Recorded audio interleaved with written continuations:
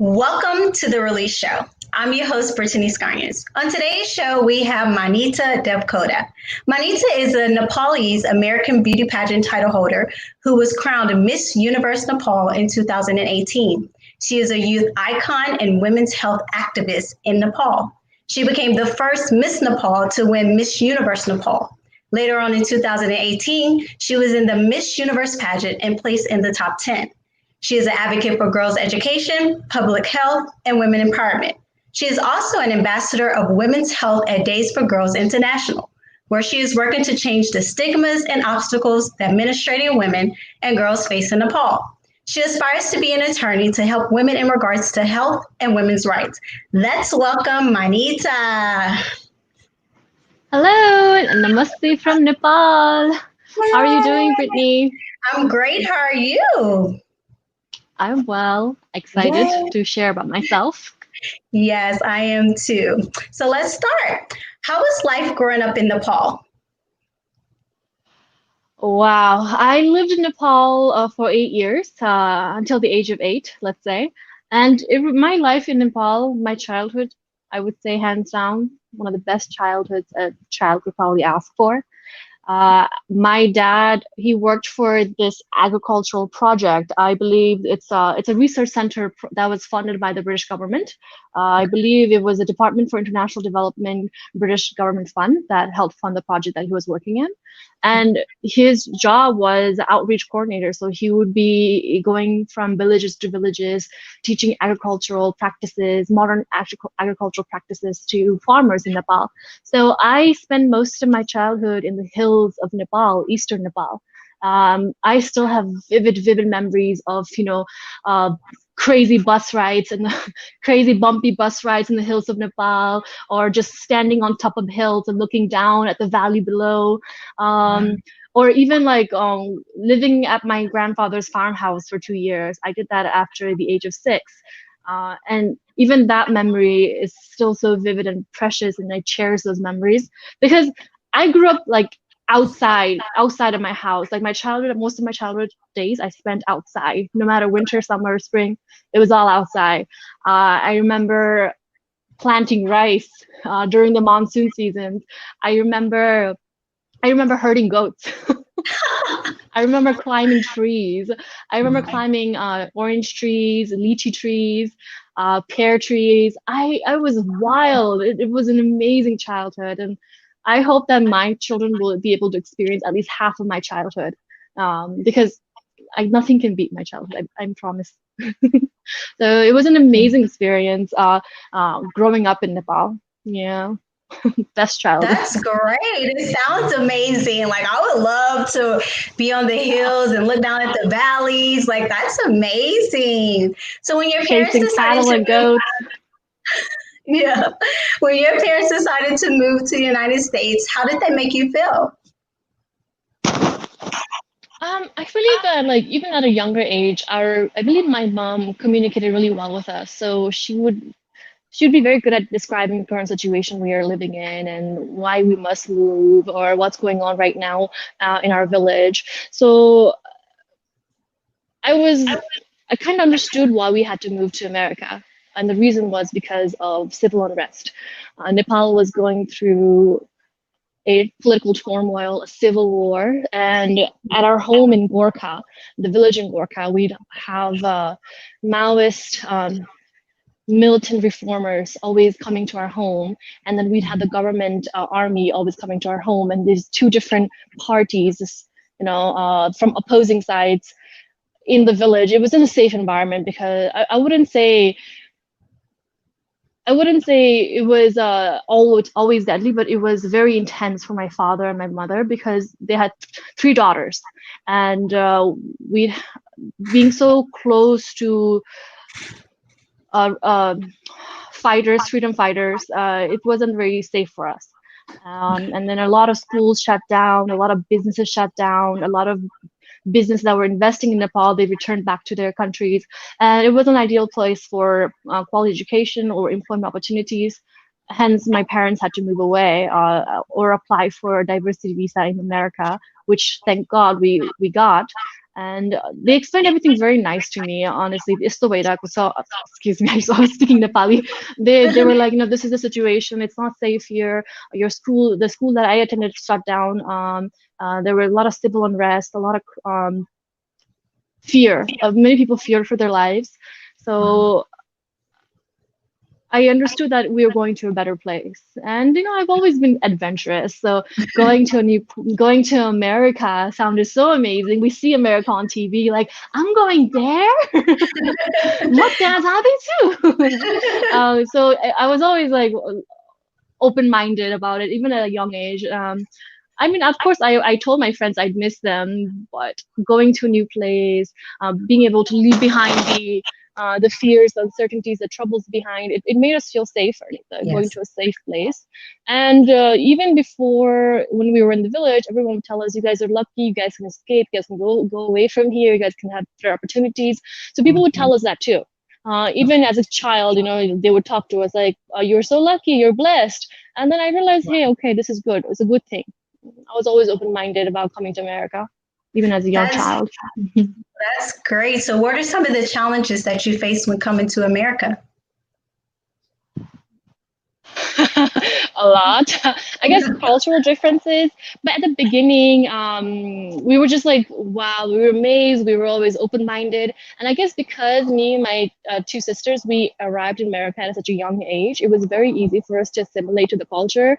I remember we came to America, I believe we came on September of 2004.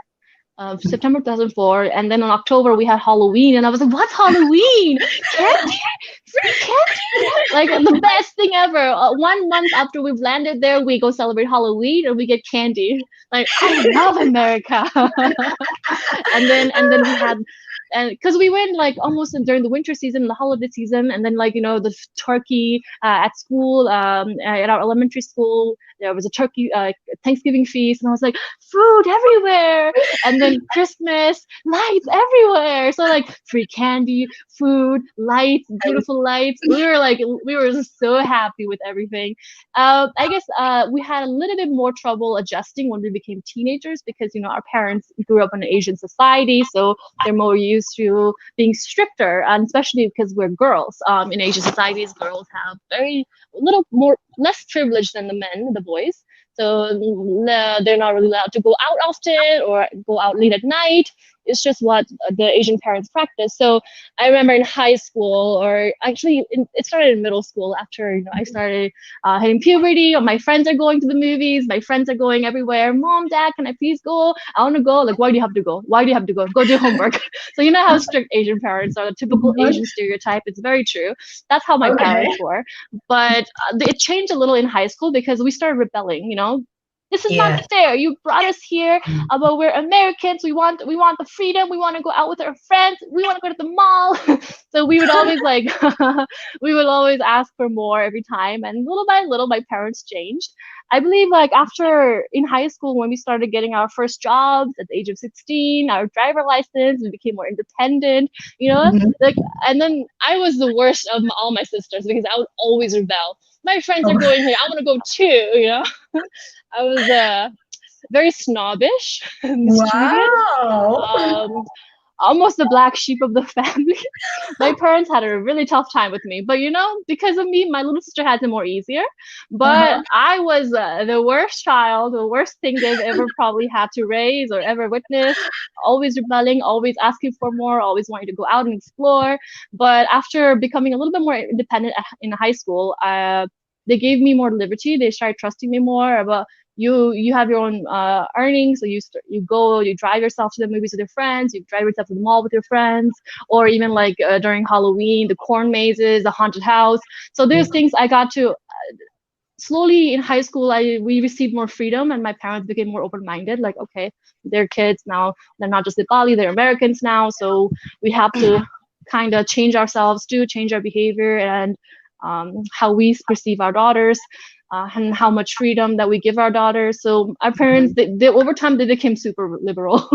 Now they're very liberal now. But I remember Okay. it was a struggle, and it was a very much of a struggle in middle school because my parents weren't that liberal. Oh, They were very strict Asian parents.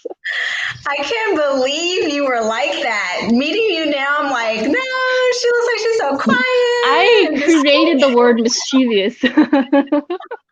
you did. Yeah.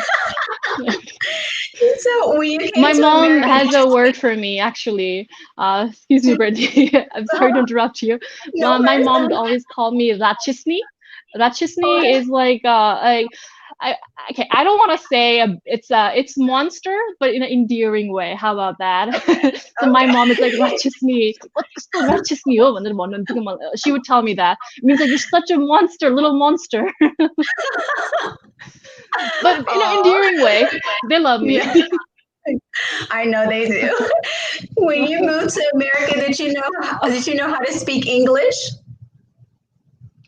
Uh, Somewhat because where are we right now? I did attend boarding school here. Well, the thing is in Nepal, there's a vast difference in education quality between government schools and boarding schools. Very similar like US, where public schools and charter schools or private schools. Public schools and private schools are very different, you know.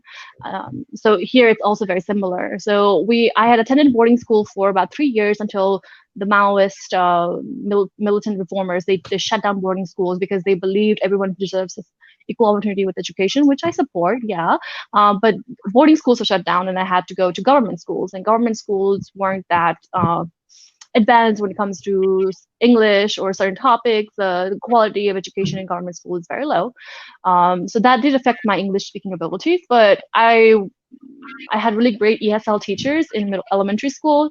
They really worked with me, and within a year, I was able to learn English, and the rest is history, I guess.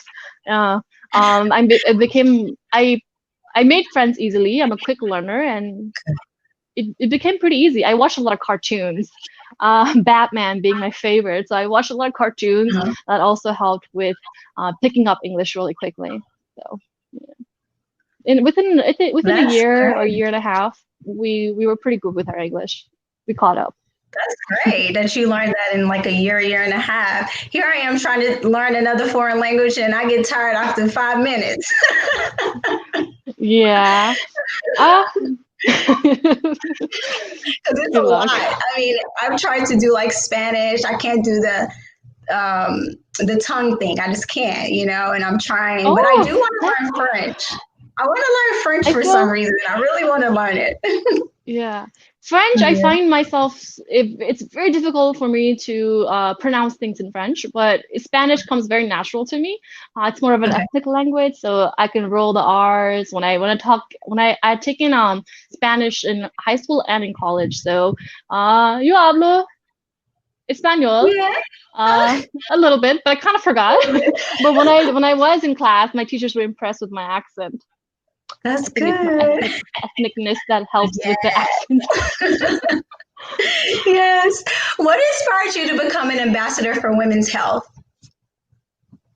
A lot of things. But I was always closed off in a bubble, because, my parents were also protective. So I was only always focusing on myself, my parents, my community, my academics. But after going to college, after being in university, I really had time to explore more. There are so many student organizations fighting or standing up for multiple issues, social issues, or bringing awareness to multiple social issues. So whenever there was some kind of like a student organization fair in my university, East Carolina University, I would always go and just like look around for my options. And there I found this organization called She's the First. She's the First is an NGO. What they usually do is they sponsor the first girl in the family to go to school. So they sponsor the girl's entire education until the grade 12. And the scholar that we call her, a scholar is usually the first girl in the family to go to school. So being part of that organization, I realized like how much how behind some girls are in different parts of the world, and what privilege I already had, even though I didn't consider myself to be, entitled or privileged. Slowly learning about the world, learning about girls from different parts of the world, just like me, and the opportunities they had and the opportunities that I have. I slowly started learning more and realizing how lucky I am, and how much work there needs to be done, and how deeply access to education can affect a woman's future, a girl child's future. And just like being part of multiple organizations in college really helped open my eyes about world problems and leading issues in the world. And that's when I first decided, okay, I need to do more. I've been so lucky to have good karma and to be, to come to have a quality education, to be able to come to college here in America, being a Nepali girl, coming to America, all these opportunities I have to utilize or give back in some way. I have to pay forward. So that's when I started getting involved with organizations. My eyes opened, and through organizations, I became aware of other social works that people are doing. From Seize the First, I discovered Days for Girls, and then I kind of been with Days for Girls since 2015. The reason Days for Girls really spoke to me was because of the menstruation. In my country, in Nepal, in my motherland, menstruation is it's a very tough time for a woman when she's menstruating. It's a taboo. There are practices and norms here that endanger a woman's life. For example, chopardy. Chopardy is when the woman, while she's menstruating, she has to leave her house, leave her home, and stay in a cowshed for the duration of her period, because she's considered unclean, impure, bad omen. So there are practices like this that ostracize women here, and these practices endanger the woman's life and her safety, her mental health, and not just that, because Nepal is a developing country, the period poverty rate here is very high. Women don't have access to period products. Women don't know what's happening to their body when there's period, when they're going through their menstruation, why they bleed. So lack of health education, lack of awareness, and these taboos have really harmed the advancement of women, I believe. So that even in my own home, there are still a few practices that I had to face when I was going through menstruation during my teenage years, which kind of put me in conflict with my mom many times. Basically, women, when they're menstruating, girls, when they're menstruating, they're considered impure, so they're not allowed to go to temples or go to social events, or sometimes they miss school. So it's that problem. Even I was kind of discriminated against. I felt discriminated against even at my home back in the US, because my mom, as she's a Nepali woman, she practices those traditions. So that kind of triggered me a little. I was like, hey, this is not fair. What's going on? I'm just menstruating. Why are you treating me like this? And later on, I've come to learn more about the practices here in Nepal, back in Nepal.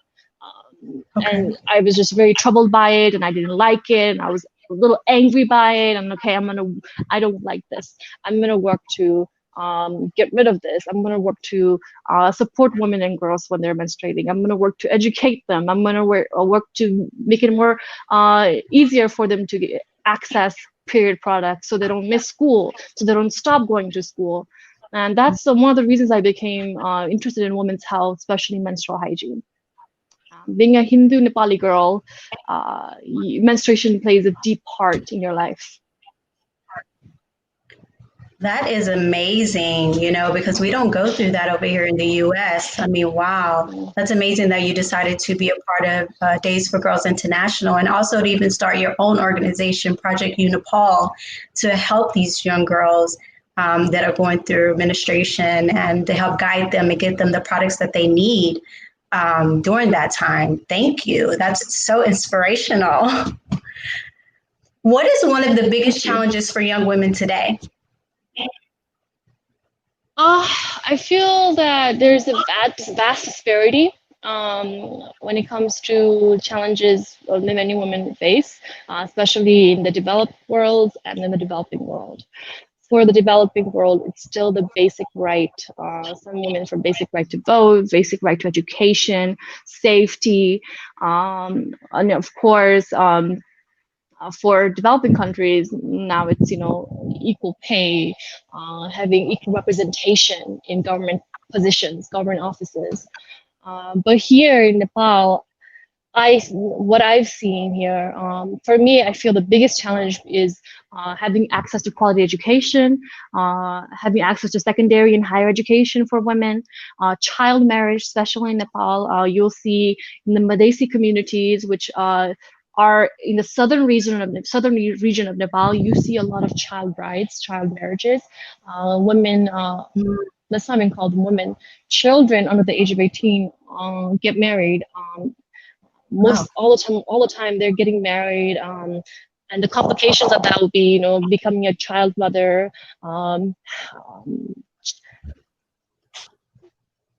sometimes these child mothers, they don't survive childbirth, so maternal mortality.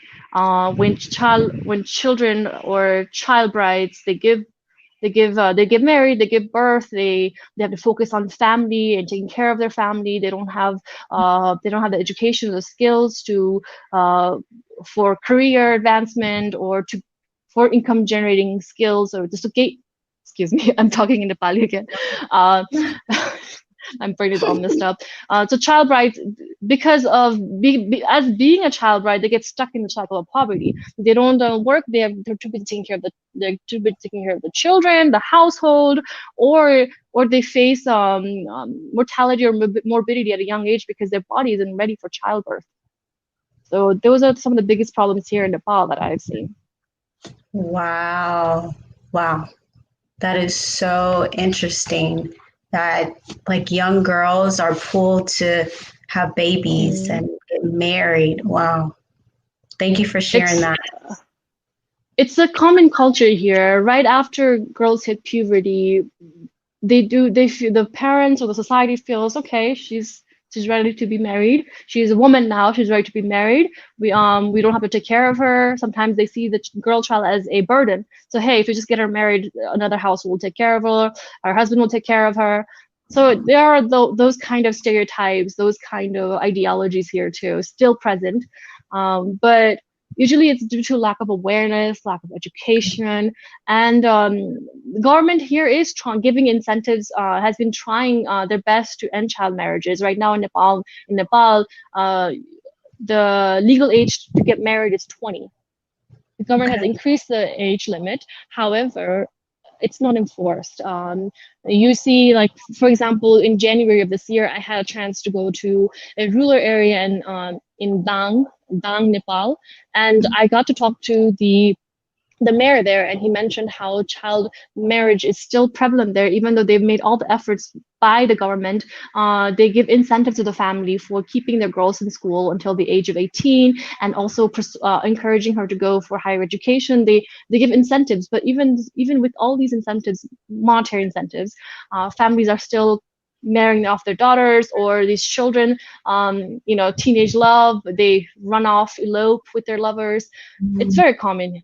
So we're trying to prevent that so that we can, get these girls to focus on education and focus on career, on becoming independent. Especially financial independence is important for women everywhere. So there are organizations here that are working towards this goal, but it's a very prevalent case here.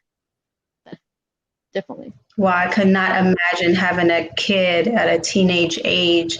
I mean, I know it happened and it's happened for people in the US too, but I don't even know. Like, I have my daughter at 28.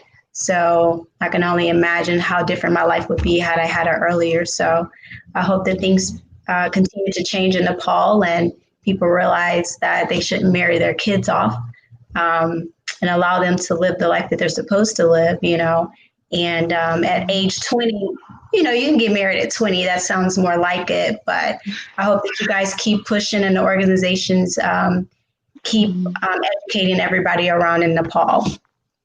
Who is your role model and why? I want to say my older sister. She is the leader of my household. She wears the pants in my house. I guess my parents as immigrants. My sister was the very first person in my household to get a 4-year college degree, and then after that it was me, and now it'll be my sister, my younger sister, and she really like led our parents through the different aspects of adulthood.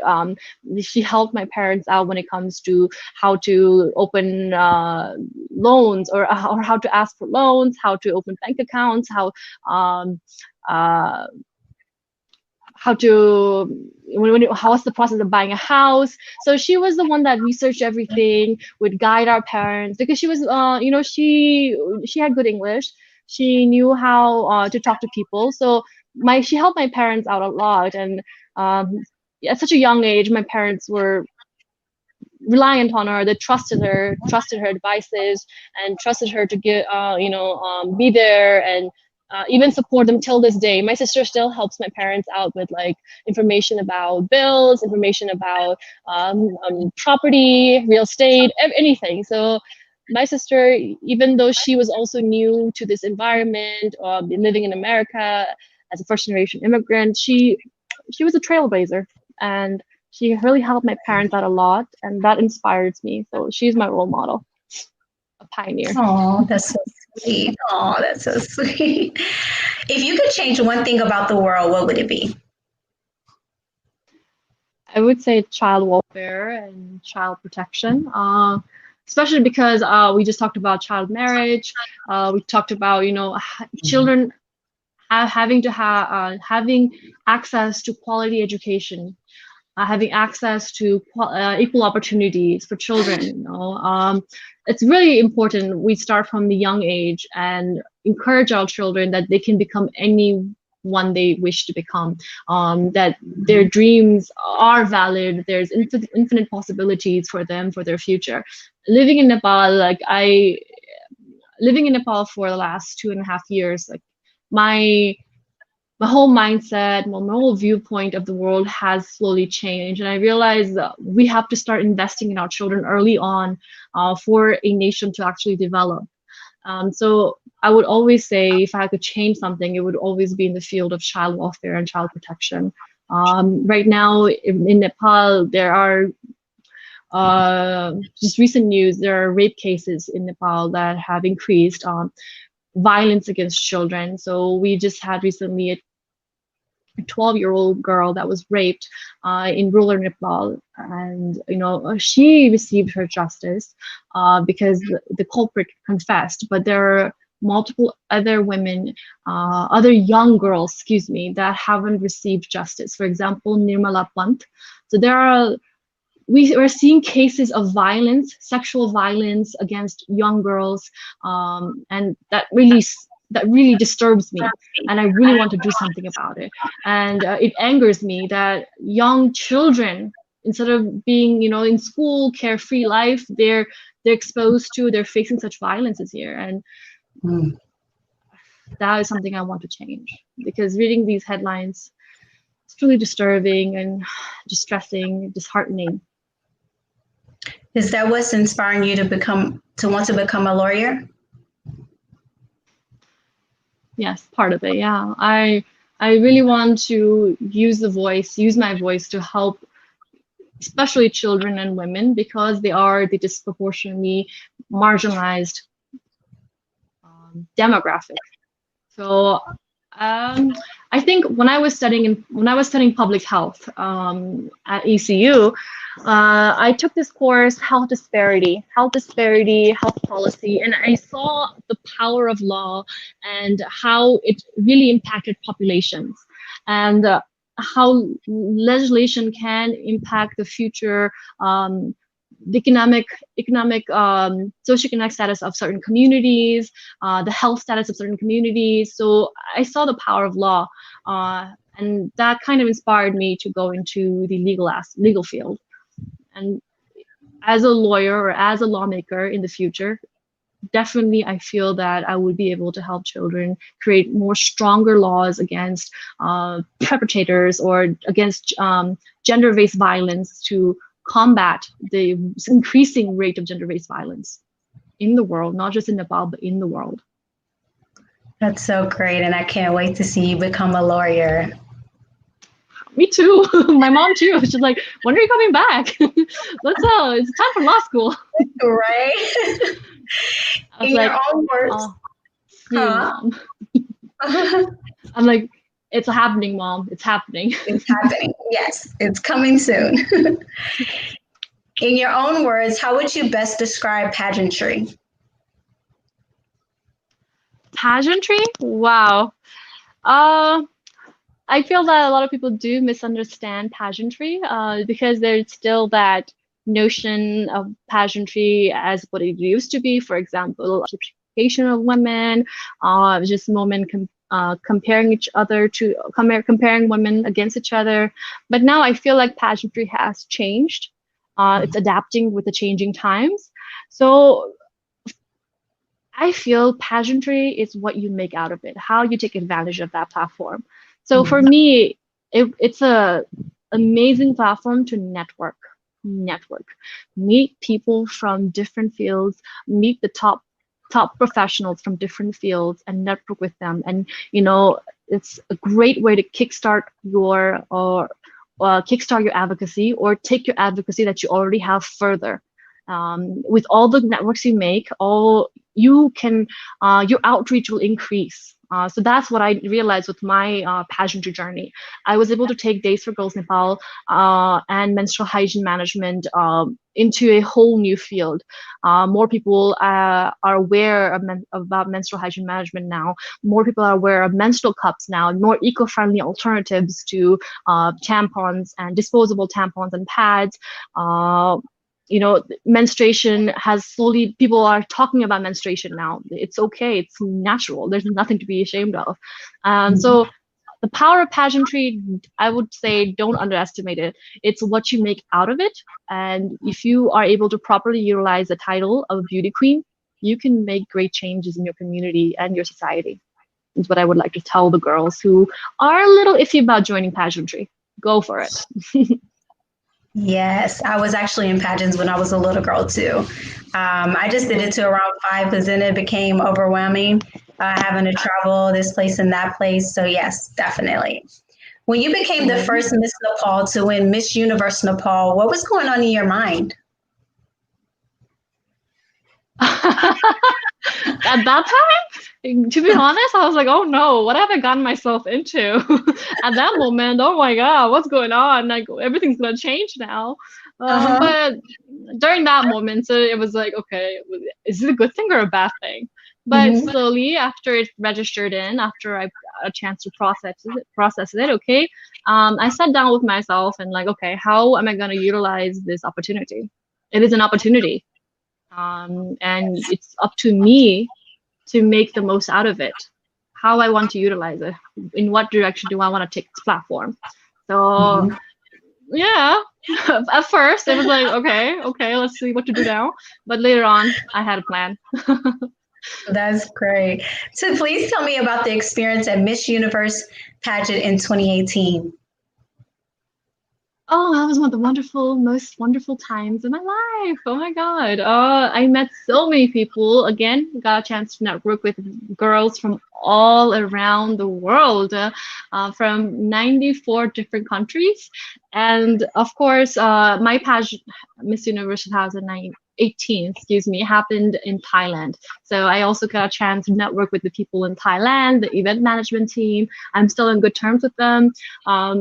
It was a really good year for me, especially that December. It was a really good month for me. Thailand is an amazing place, a place I've never been to, and the people there are lovely people. It was a wonderful experience. Yes. I learned more about myself. I learned more about my capabilities. I became more disciplined, more resilient. A great time. Great. So you were part of the top 10 in the Miss Universe pageant. When they called your Yeah. name, what was going on in your mind? Well, I definitely wasn't thinking, oh no, what have I gotten myself into? I was like, yes, that's right. That's right. That's my name. Okay, let's go out there. Walk now. Keep on walking. Those are a few things there. It was just a lot of excitement because, like, oh wow, this is happening. This is real. This, take in this moment, girl. Wow, this is history. You're making history. Those are like, very powerful thoughts were going through my mind. Yeah. That's amazing. You did make history. What are your future plans? Well, I'm studying for my LSAT right now. I'm planning to target my LSAT to take the LSAT exam this coming spring, if not early summer. And right now, I think I mentioned to you that I'm going to do another menstrual hygiene health program here in Nepal, and this time we're going to go to Surkhet. We're at the beginning process right now because we still have to do a needs assessment. We have to gather some data, and it's a little tough because of COVID. And the people that I'm working with, they're students, so they have exams coming up. So there's a little setback, but hopefully by next year we'll be able to conduct a women's health program in Surkhet, Nepal. Great. So those are my future plans right now. And hopefully I can go back home and see my mom and enjoy Christmas. Yeah, those are what I'm looking forward to in the next few months. That is great. Please let everyone know how they can connect with you and follow your journey. Okay, yeah. I'm on Instagram. I'm on Facebook. I'm on kind of Twitter. I'm just going around learning how to use Twitter. I don't know what to tweet. I'm so lost in Twitter. And maybe I'll be in YouTube soon too. Who knows? So stay tuned. Yes.